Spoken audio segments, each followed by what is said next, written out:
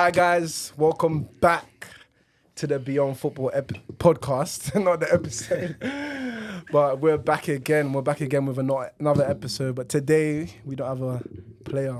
We actually have a special kind of episode today. Very special. Very special. We've got not a player, but the person behind the player. The person that, if not for this person, the player is not able to be there. So Marcia, founder of the #1 fan club and, parent of rising baller, Miles Lewis Kelly. Marcia, welcome to the Beyond Football podcast. Thank you. What a lovely intro. So next time, call me Auntie. Auntie, sorry. That's the one, innit? My boo. I never know people's first names if they're over the age of 50. So Right? auntie, that's I didn't know my dad's name till I was about 30. My mum wouldn't be happy with that still. No, thank you very much for having me, inviting me on. It's great to have you on. I'd love to start off with, for you, where did football start for you? Have you loved football? No. Yeah. Not at all. Okay. So my dad was in the British Air Force growing up, and his thing was cricket. So we were a cricket household. I've got 4 sisters, so no football was ever played. Oh. And actually, I honestly think I was probably in my early 40s when I realised my dad actually had a team, like he supported Man United. I never knew that. What a guy. Right? Top tier guy. Of course, then he's I should have worn my Man United kit, man. So, yeah, no, it was. Listen, Miles got into football because he was an active child. That was it. Like myself, his dad weren't big football, fanatics at all. I didn't know anything about it. His dad liked football, but in fact, I think I rib him because he's changed teams about 3 times. Oh, really? So he's Man United now, though? No. So my dad was Man United. Yeah. But I'm saying Miles' dad. Okay. He liked football, but like I said, I swear he's changed allegiances. What team does he support now? Well, he says Arsenal, but I think he's done a Fulham and a Chelsea at some point. But yeah, no, Miles was active. We needed to, to burn off energy. That was literally it. And he was born in southeast London, so he did hilly fields from like age 4. Wow. And then I moved to North London, and then he joined the Sunday League team, and it was just an opportunity. In fact, I think his coach at the time was a Chelsea scout. I didn't know what scouts do. I didn't know anything about Chelsea. Wow. Yeah, Wow. so it was all very innocent. Yeah, Imagine. that's how it starts. Yeah, no, It's beautiful. It is interesting, isn't it? Just that innocence from a parent's perspective. Because sometimes you see your kid go on and probably do great things, but it's so interesting to hear the genesis, because before the child who plays football is obviously the parent. So Definitely.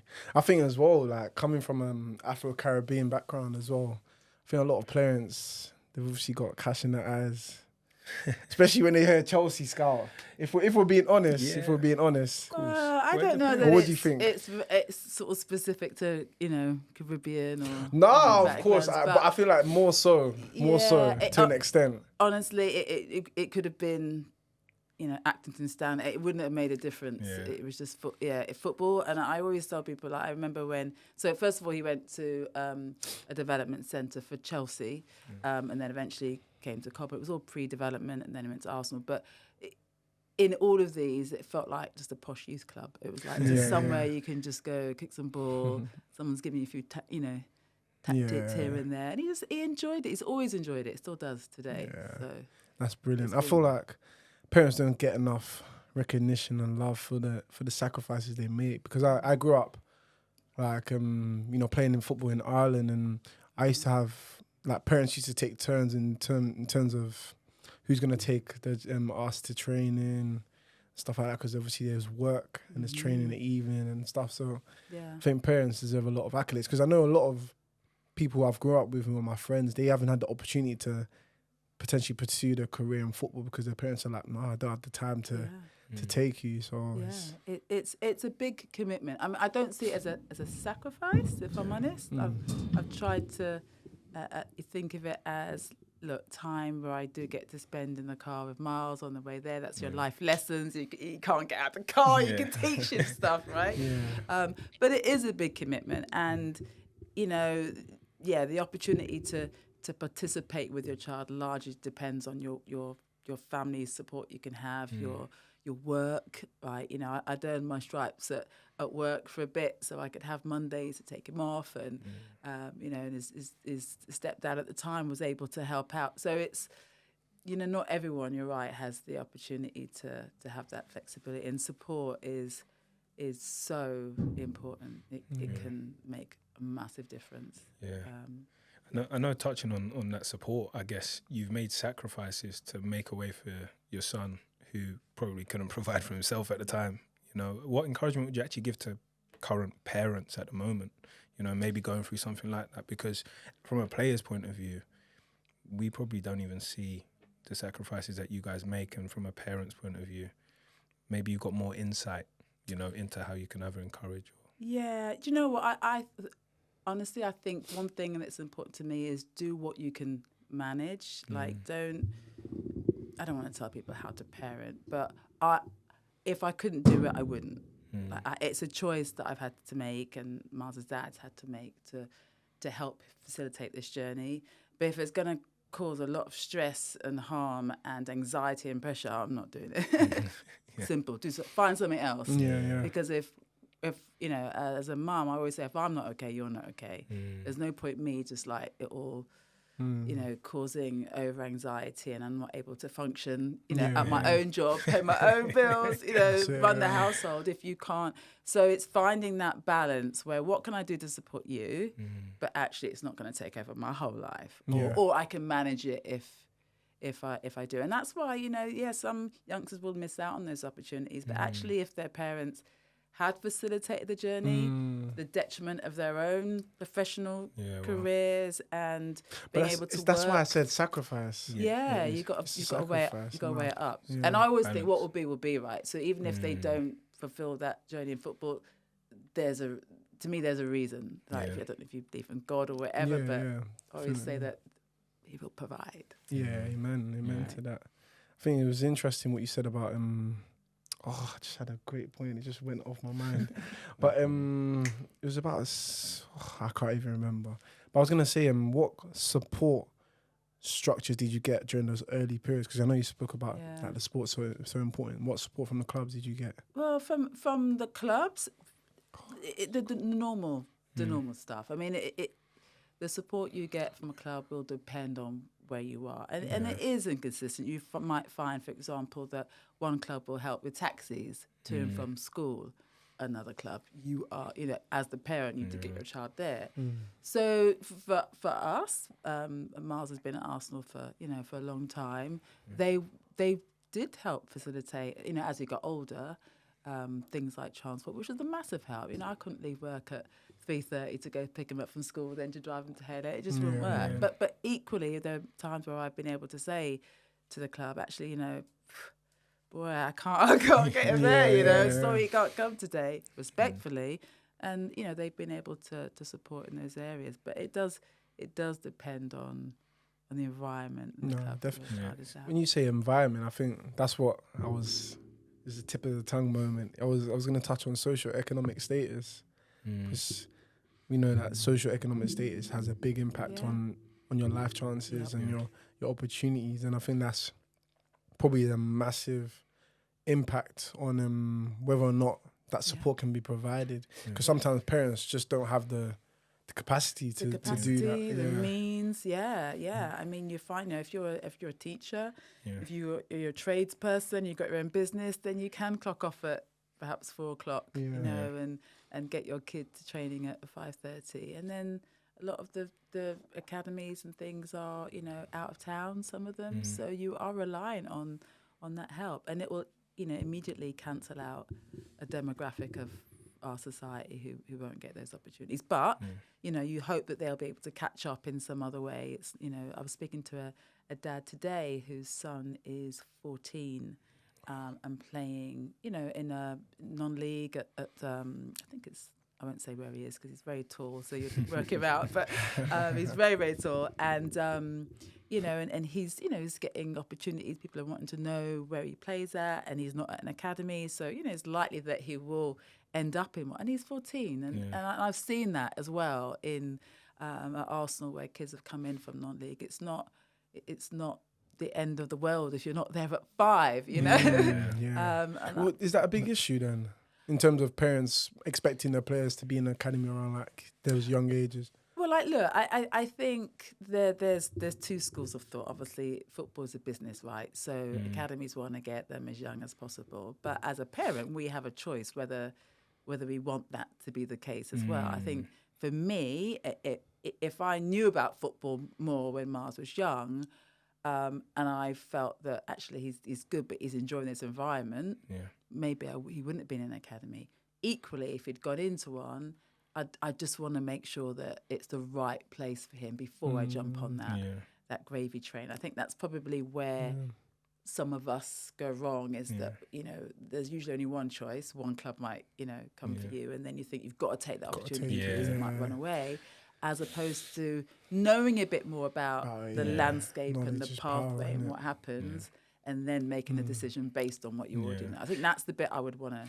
It's so interesting that you touch on that, because I guess as a parent, you're probably making decisions on behalf of your child. So it's in terms of how, like you said, how well educated you are on the decisions that need to be made. But what other kind of tougher decisions have you maybe had to make on Miles's behalf? That maybe sometimes he might not understand. Yeah. Well, I've always tried to make him keep him in the loop. Sometimes I might not tell him, right? But things like, you know, playing a match, school football's always been important to Miles, always. And you know, I was listening to Amari Patrick, and he was talking about he just wanted to be the best at school, right?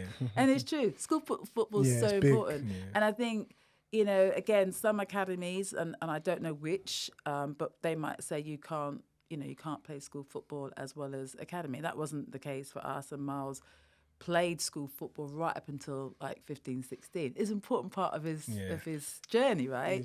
So one of the decisions would have been, okay, I remember there was one situation where there was a Chelsea game where he was playing, good opportunity to play up.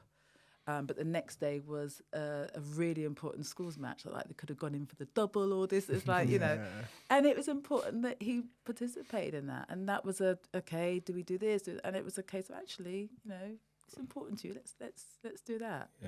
You know, education's the same. You've got to weigh up what you know is right. Take a little bit of, I don't want to say the word control because it sounds a bit, you know, negative. But I think on this journey, it's important for us to stay the parents, actually. It's so interesting because I think from a player's perspective, I remember when I was coming through, started Sunday League myself and then got scouted by 6 different teams. Went on a 6-week trial at Chelsea, which is about an hour and a half from where I was living in South East London. So I was leaving school to go on the trial, and then I had to weigh up between signing for Chelsea and signing for Charlton at 11. And obviously that's a decision you would choose Chelsea straight away. But my mum actually chose Charlton because of my education. At the time, I didn't. I know. At the time, what could have been? No, but she had to make that decision based on my education and what she knows about me and potentially the prospects in terms of education-wise and what works best for the family. And I think a lot of players can often hold their parents like, you made a wrong decision for me, or why didn't you let me do certain things? But I guess what you're saying is sometimes you have a greater knowledge. You know, I'm saying parents aren't perfect, but they're obviously looking out for the best interest, knowing the full picture of the player. You know. And the clubs, and knowing that I held an event. I know we're going to go on to number one fan soon, but I held an event which was around parent insights in the industry. And we had a panel of experts, and, you know, they were talking about a lot of youngsters and parents. Actually, it's a bit of both, because kids learn things from their parents, right? So I guess it stems from them. But, you know, chasing the badge at like, you know, 5, 6, 7, 8, that's all they know. But it's for the parents to understand, actually, where is right for you? Forget about Premier League and Champions. Like, where's going to be right for my child? Where's going to be right for us as a family to facilitate this journey, rather than instantly just see the bright lights of, you know, certain names. Yeah, but it's interesting because naturally you would go for the bright light, surely. You know, so how does a parent get to a place of not looking at the bright lights and actually saying what's actually best for my child, you know? Well, number of things. So first of all, in terms of looking at the landscape of a first team doesn't reflect what's happening into academy, right? So you can look at a first team and you can probably count on less than half a hand how many academy graduates that they bring through. Look at the history, like who have they brought through, right? So therefore, what are the opportunities for a particular club to bring young people through? But that, what you just said there is a level of wisdom or knowledge that a lot of parents don't understand. It's there on the platform. It's there. They're on the platform, but that's what I'm saying. A lot of parents, they don't have a It's Scooby. Yeah. They don't have they don't have a clue about that. Yes. And the understanding that as soon as they see Chelsea, West Ham, Man United, they don't go into deep research in terms of the actual percentages, just the opportunities in terms of wider life, career. Because when you're putting your child into an academy, you're putting them into a career, basically. Absolutely, from a very young age. And to be fair as well, some people don't have a choice. It's like if there's one opportunity, you want to just take it and grasp with every hand. So I get that. But there's also, the well-being aspect when you get there. It's a bit like school, like you choose where you can. And again, this is not, it's a bit of a middle-class thinking this, but you can't always choose the school your kid goes to, let's face it. But sometimes you can. And when you do, you want to be able to choose one that's the right fit, right? You got some that will go, hard on the hot house, high on education standards, etc. And others that go for more about a well-being aspect. And it's a little bit the same for an academy. You need to understand about the, the well-being, what the safeguarding is like, what the support is beyond the technical aspect on the field. How can a parent further educate themselves on that, though?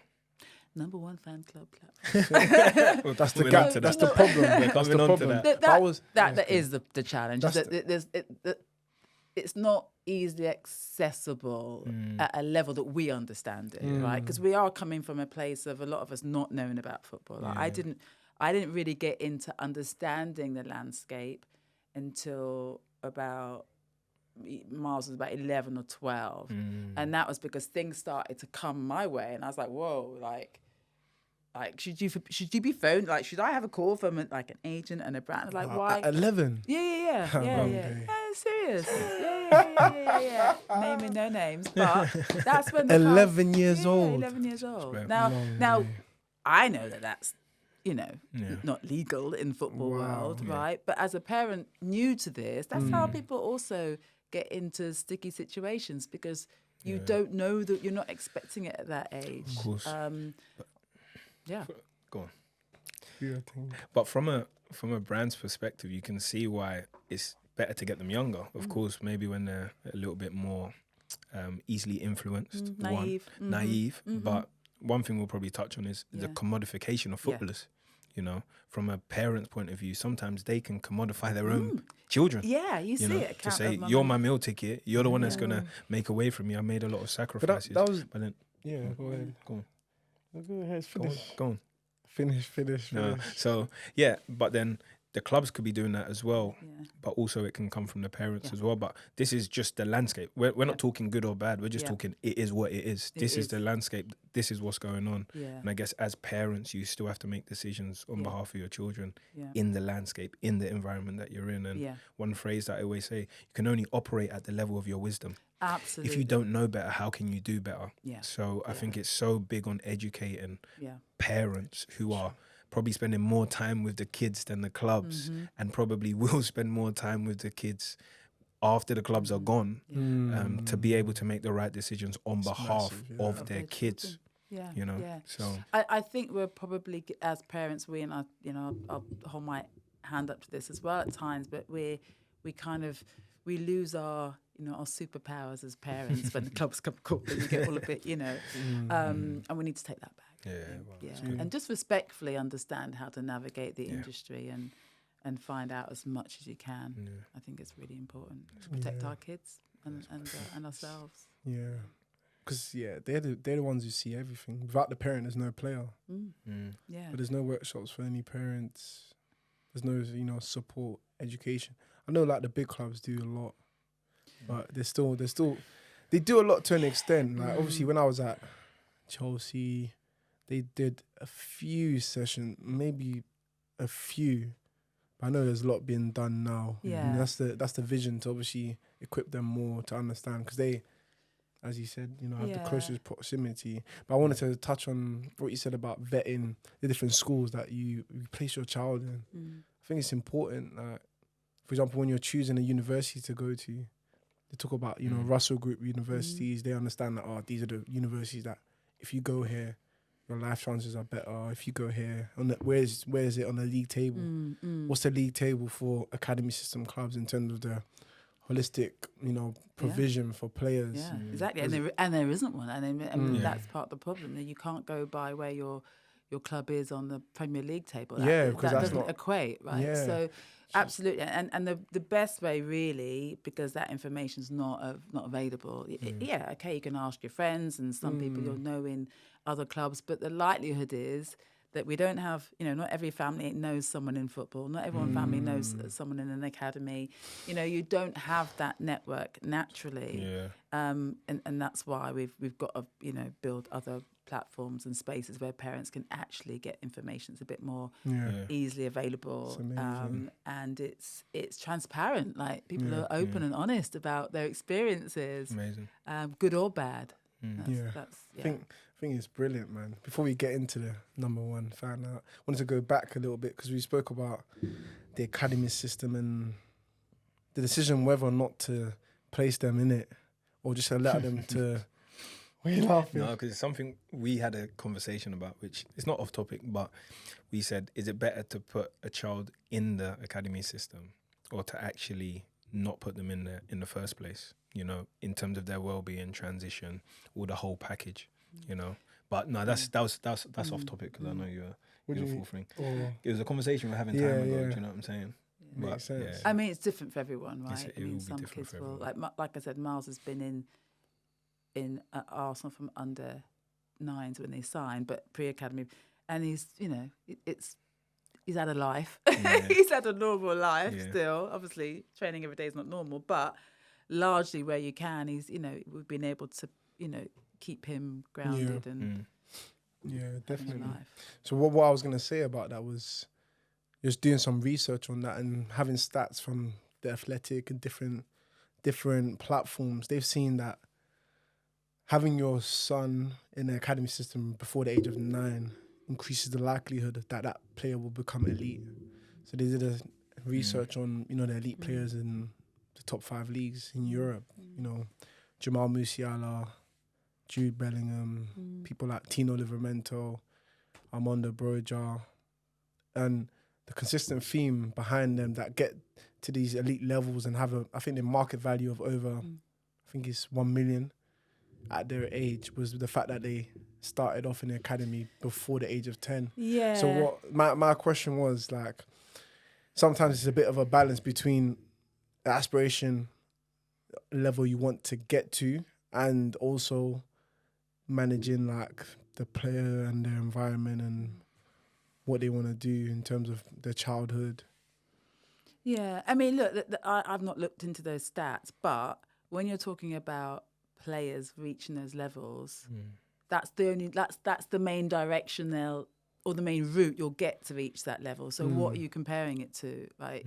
It's most kids that reach professional football will have come through academy system. Yeah. So it's not really comparing apples for apples, if you know. Yeah. But when I was saying in terms of the decision whether or not to put them in the academy, like for example, if you link it to the Russell Group situation, you know, parents, they say no. Like a lot of African parents, they say, you know, you must go to Oxford, you must go to Cambridge in order to have the best opportunities. That's why I'm like, then would that now make it a no-brainer? If you want your son or your daughter to play in the Premier League, it makes it a no-brainer for them to be in that academy before at those young ages. Well, yeah, I get what you're saying. I mean, lots of kids are going to other universities that are not Russell Group, and that's coming out amazing. Exactly. And a lot of kids are not going to university, like young people. Or definitely.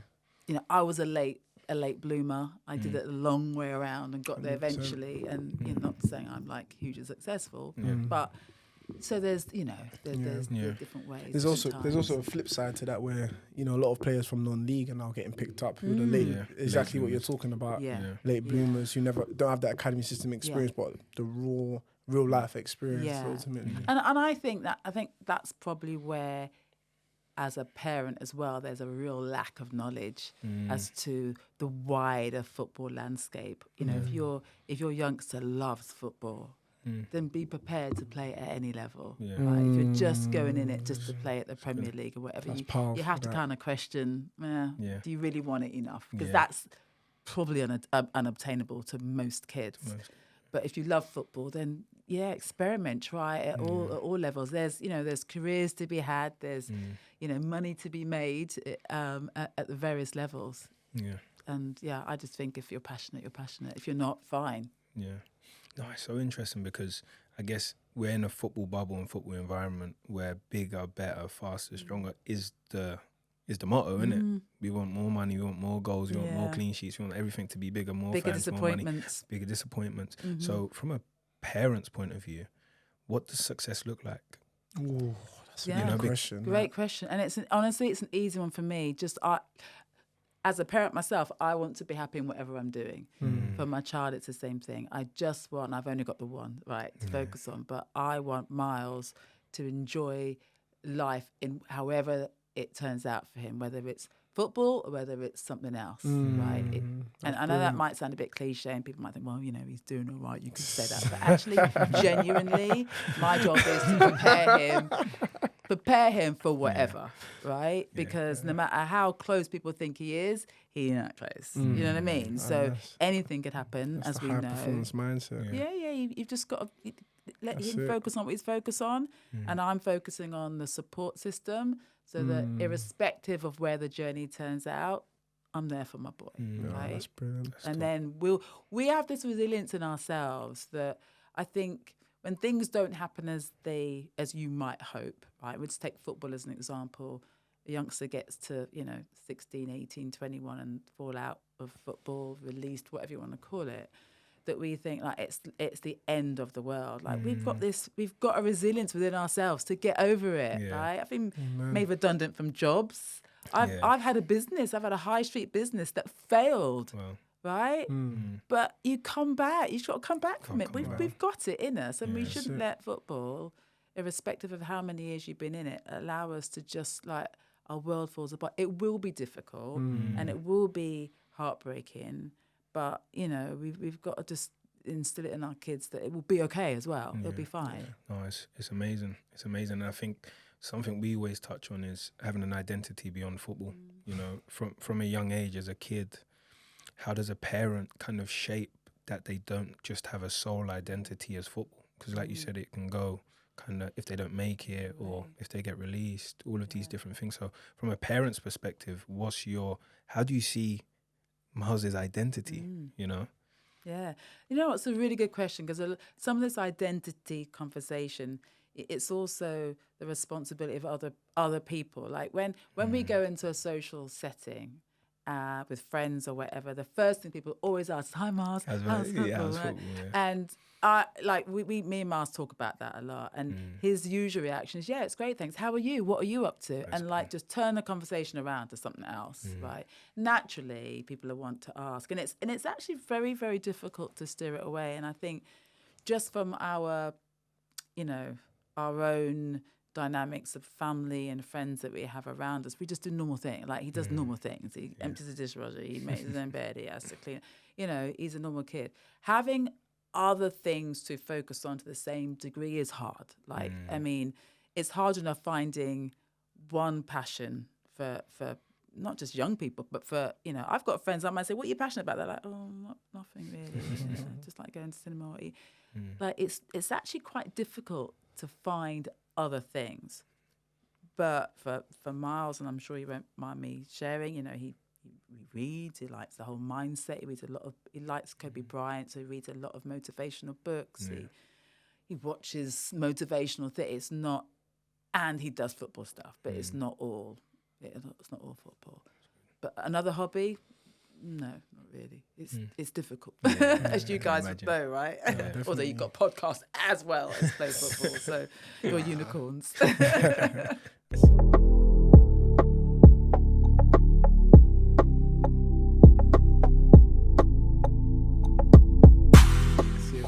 Trying to create the blueprint, man.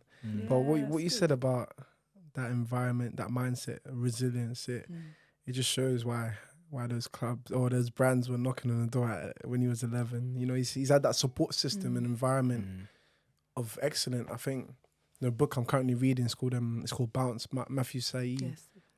And he talks about the citadels of excellence, and he talks about the tennis one, Citadel, where anyone who enters that, they're surrounded by an atmosphere of excellence that they have no choice to develop that growth mindset. And it's from the way you're speaking, it seems like Miles has had that resilience, those positive things that help you reach high performance. So it's amazing, man. I mean, it hasn't been by design. Like, this is like trial and error. You know, we haven't woke up and thought, I need to start writing gratitude notes. But these are things that I've instilled in Miles and his dad and our wider network, are because these are things that we've tried for ourselves. Like, you know, my sister always used to talk about The Secret. You know, you've heard The Secret, and you know, manifesting and all that sort of stuff. Years ago, you thought, oh God, this shit works. Right? And then, okay, what if I teach it tomorrow? So it's like trial and error, and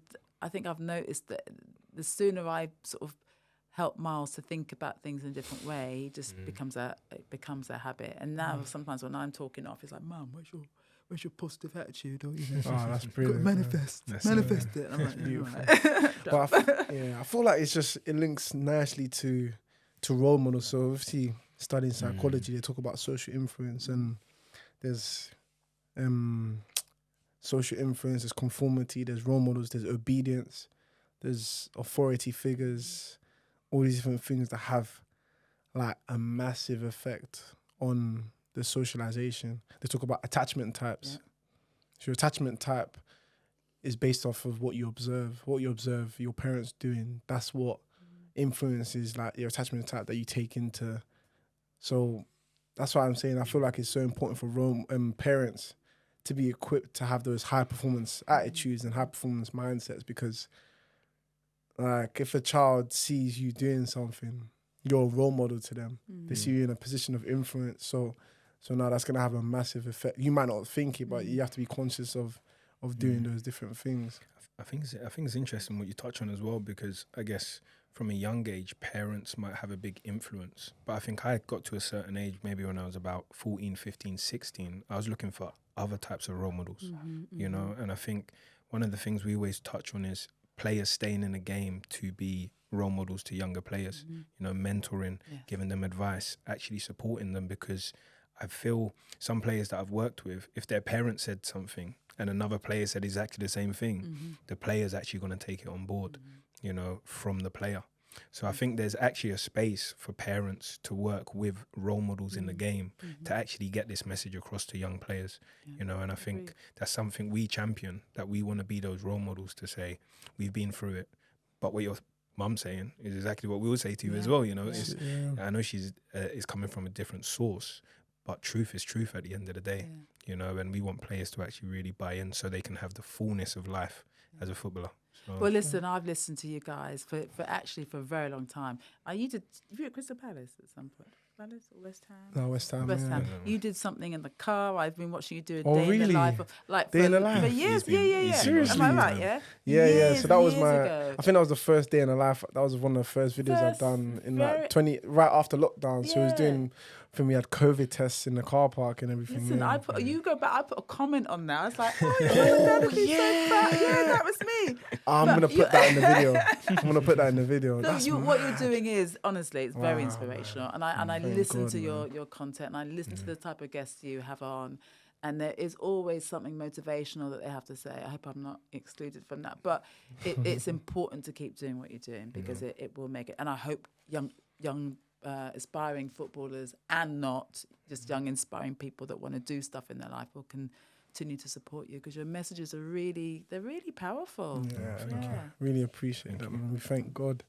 But yeah, I wanted to dive into why you spoke about you've had previously failed businesses and redundant. Not Sears, just one. One, just one. I only I did it love once. that. Just once. Retail, You never know, again. redundancies, different obviously setbacks and that. And Yeah. what's the why behind the number one fan club? Sorry. The why is really just as we've spoken about. It's like being in a situation where you're faced to make decisions that could impact, your child's career, your own, because if you take a wrong turn, it's on me and his dad to make this decision. So it was feeling like, wow, if I feel a bit overwhelmed by some of this stuff, then surely other parents will feel equally, if not more.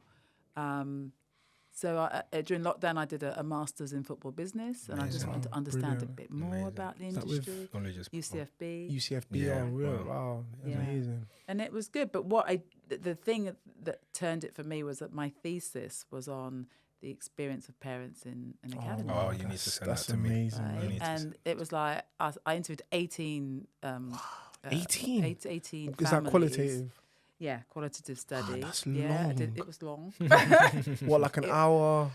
Yeah, sometimes interviews went on longer because it was just 18? getting yeah, you get into 18. That's a lot of data. And all different dynamics. Not like there weren't parents from Arsenal. They were all different clubs around London. Wow. You had different demographics. You had white, black. Couples, single parents, single mums. Dads doing it all. There was a whole mix. Wow. But the results were very consistent. Like we feel like because their kids at the time had to be between 15 and 21. Okay. So it's that crucial stage where things are going on and you've got to make massive decisions. And the results were like we feel unsupported. We feel like we don't. It's the blind leading the blind. Who do you go to? Who do you trust? Like nobody wants to disclose anything. The clubs, the agents, the brat. It's like.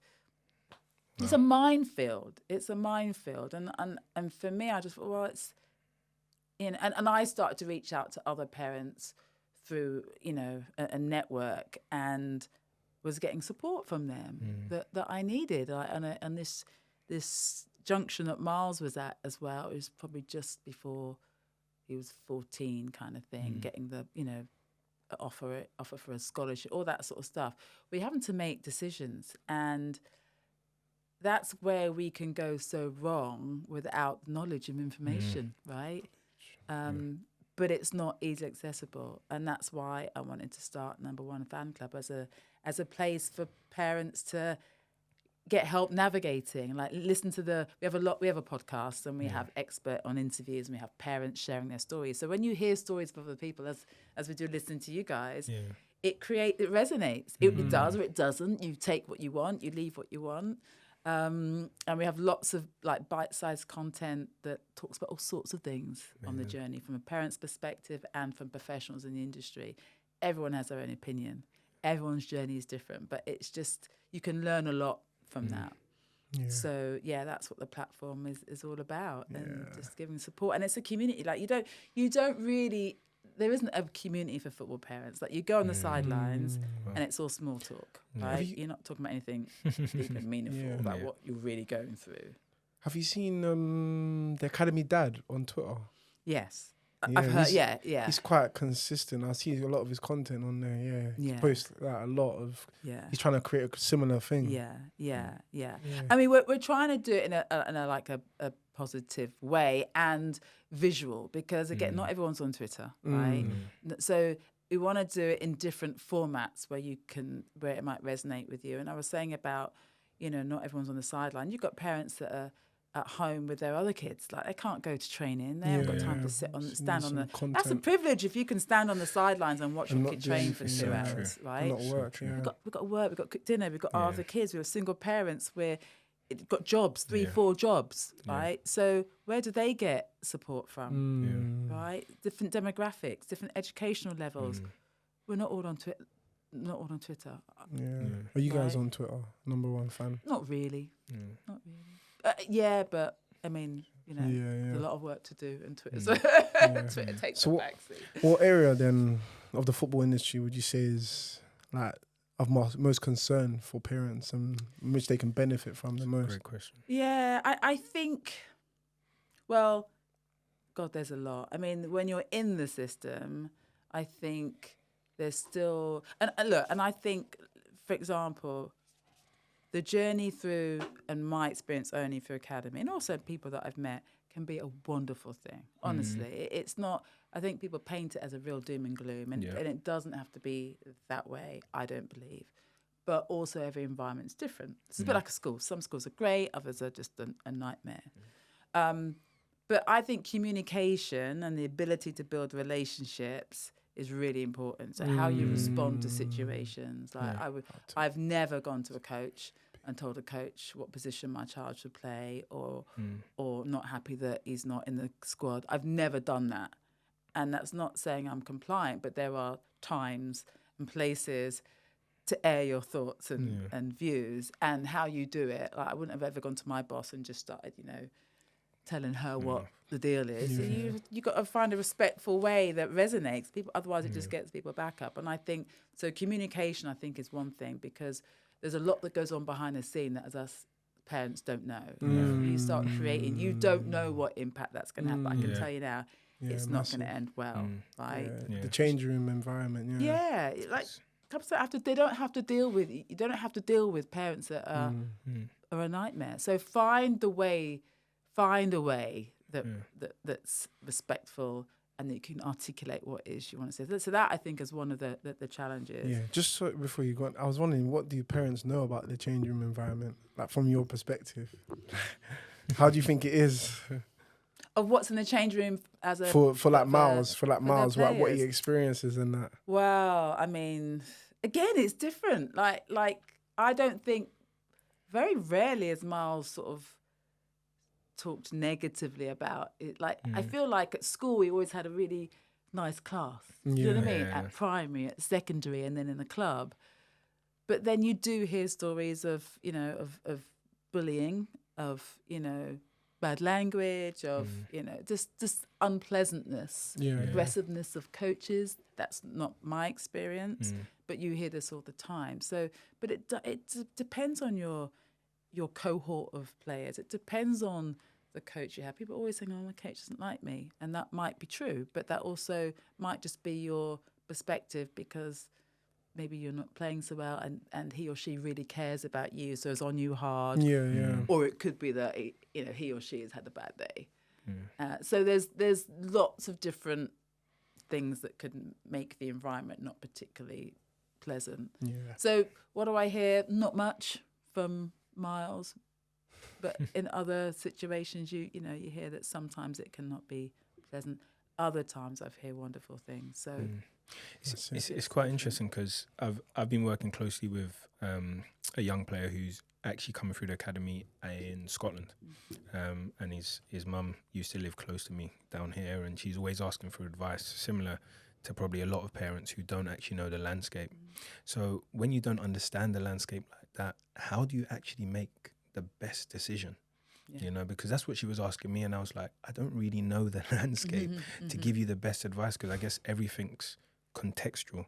But if you don't know the environment, as a parent, how do you actually make a decision? Well, you have that inner wisdom. You do have to go with your gut feeling. If it don't feel right, there's probably a reason for it. So you have to. I think that's the other thing. We tend not to trust that sometimes. And my mum always just say, go back to your gut feel. What is your gut telling you, right?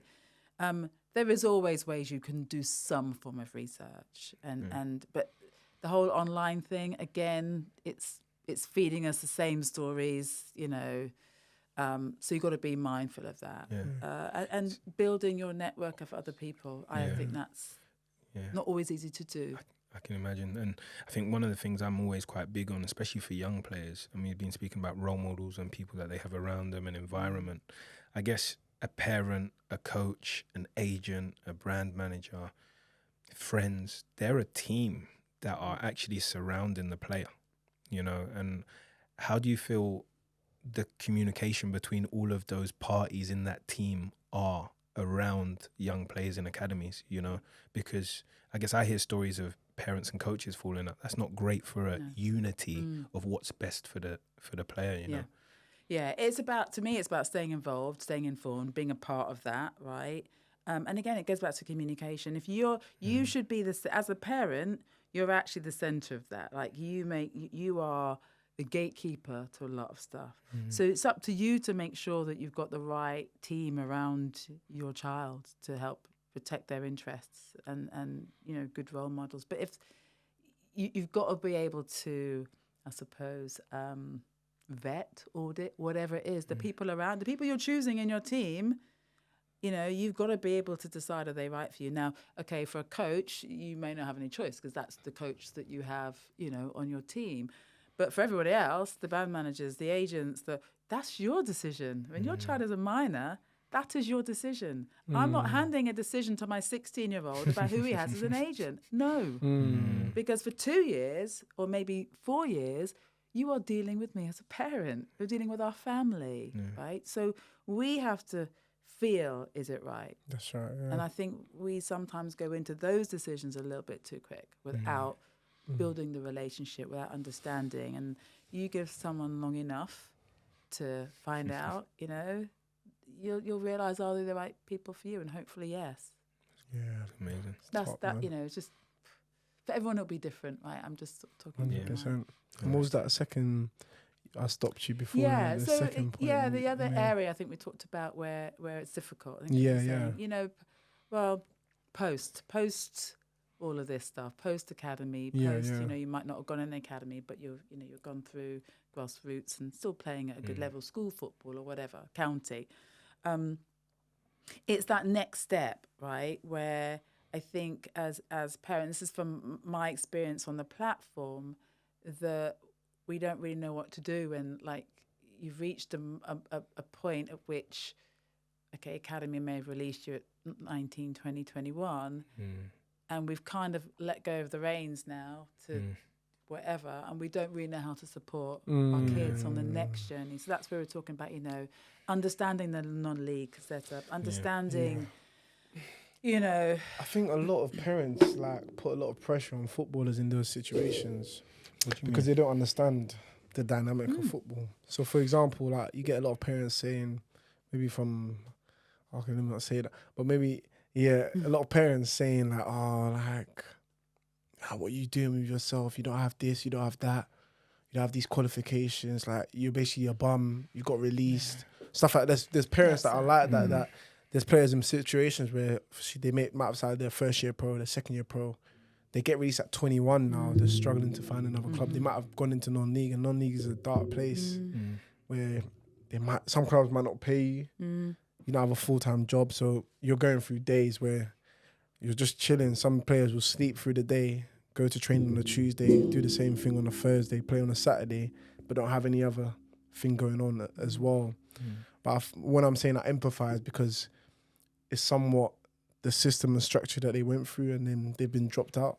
So that's why we're so passionate about what we're doing here in terms of developing that second plan A alongside your career. Yeah, and that's why I think the support needs to start earlier in understanding. Like, I don't think there's any point. Well, there is still a point, but you know, I wouldn't want my child to get to 17, 18, and then boom, and then I've got no idea about next step. Like, it's up to me as a parent to. This is not university. This is not your normal pathway or that a lot of children go through. It is unique and requires a unique approach. And for me, that is, where possible, arm yourself with information about the system, about the pathway, much sooner than 16, 18, so that we can do as much as we can to support our young people. And I think society in general is harder for young people, whether you're playing football or whether you are leaving university, right? The chances are you're going to experience the same thing. Difficult to get a job. Difficult to earn money. You're going to still be at home, right? It's life. It's society now. When I was 29, I was able to buy a property because things were different. Like, you could get a 90% mortgage. That stuff's not really happening so much. So, a bit of empathy. I think a lot of empathy for our young people. To support them, I think, will go a long way. But start earlier to understand the landscape, to support our boys and girls. Yeah.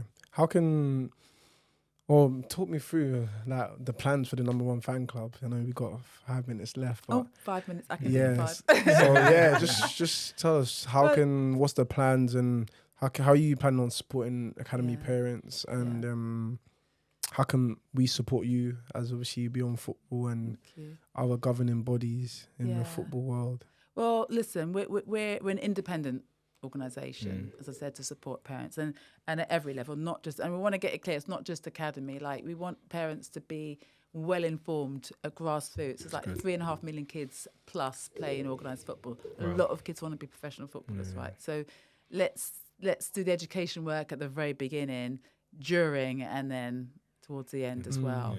It's a free platform to come on. There are obviously membership options. There's lots of content is visual. Like, we want people to be transparent. Parents are telling their stories. Experts are telling, their views. This is no undercover stuff because there's enough darkness in football, right? So we want to add some positivity and light and see some people really articulating well what's relevant for parents. We're not talking about skills. We do that here. We don't talk about skills and quick turns and, extra train. No, we're about well-being, how to support. I don't personally give advice because I'm here to facilitate the conversations. But we do have, different levels of support from others in the industry. So, if you want people to get in, organisation to support us, it takes you'll see when the platform rolls out, there's a lot of content. You know what it's like to produce content. It's a massive task. It is, yeah. So we want support in terms of expertise, funding, whatever, and regulators to come on board. We run workshops, so we do run educational workshops for parents on lots of different subjects. Amazing. So there's no excuse for parents not to know and not to try and find out. It's there. It's specifically dedicated for them. Exactly. So this is a call to action to all parents of footballers. Call to action. Check out the number one fan club. We're going to the end. It's been amazing, but what does? What were you gonna say? No, I was actually going to ask where do you think the direction of travel will be in terms of the next 5 years for parents? And this landscape in terms of what you're creating. Well, definitely more empowered, and I want to use that word positively because it can have quite a negative sort of connotation. Better informed, and I think if it's a win-win for everyone, and the industry doesn't need to be scared of parents being informed. It's okay because you're damned if you don't know anything, and then you're damned if you know something. So let's create a bit of a middle ground. But if we are better informed, then we can make better decisions for our kids. And then the money that these clubs are spending, millions of investment in youth development, is not being wasted because our kids are in the right place. They're allowed to get on with it. Coaches are less stressed because parents are not, beating down their door.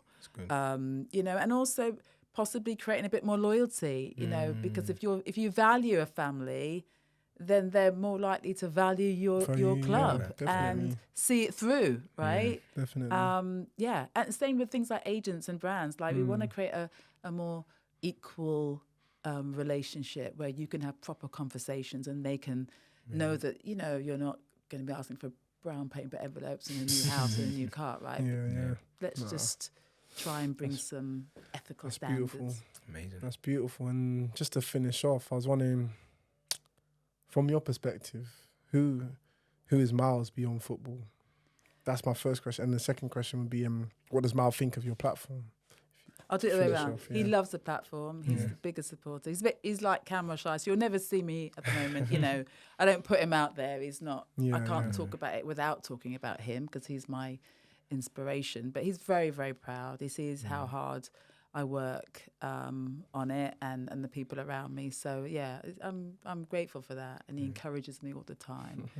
Beyond football, right now football is this thing, and I'm letting him get on with it. And he does a lot of stuff in the community. There's a local club which sometimes he goes down and helps his friend out. He does some stuff at the Arsenal hub every now and again. So we get him involved in other stuff that's not that no one else sees, and that's we're not brilliant. Trying to get brownie points for that, but it is important that he has a life, regular friends, home life. Does his chores. He's just a normal lovely boy. No, it's amazing. It's amazing. It looks like he's got a wonderful mum in his corner as well, man. But And a dad. And a dad And as a well. dad. And a village. Trust me. He And that's what really you're does. creating with the number one fan club Seriously. as well for all players to have. But I Thank think you. players that are maybe my ilk, my age, we need to big up our parents, you know, because they make a big sacrifice for us to do what we do. Yeah. Especially when we can't provide for ourselves. So I think every call to action, we're talking about calls to action, go big up your parents, man. They've made a lot of sacrifices, especially players that are playing, have played, to allow us to do what we love to do, you know. Yeah, So wonderful. no, And I would thank just you. say as well to urge any of your young players that are watching, you know, if you've got a parent or, you know, a friend who might feel a bit isolated in this landscape of football, then, you know, you've got nothing to lose. To click on the platform, watch some videos and some content, engage in some conversation if you want to, or just observe from the sideline. But it could be the community that, you know, a friend or a relative is actually looking for. Amen. Amen. Well, Thank you. it's been another amazing conversation Thank you, with Gary. the lovely guys. You know, thank you so much for coming on. Oh, pleasure. Yeah, it's been Absolute amazing. Thank you so pleasure. And much. honestly, keep doing what you're doing because you're both amazing. Yeah, Very we'll inspirational. Thank you. we'll do. So make sure you guys like, comment, and subscribe. We've now launched our subscription on Spotify. Yeah, so in order to have like exclusive episodes that we do with a lot of stakeholders and big people in the football world, you can join the Beyond Football movement for just £2.99 per month, and then you get access to all this data, giving you all these gems, have access to people like Marcia and the number one fan club. So yeah, make sure you guys check that out. But yeah, share it. But yeah, thank you. We're out. Beyond Football. We're out. Yeah.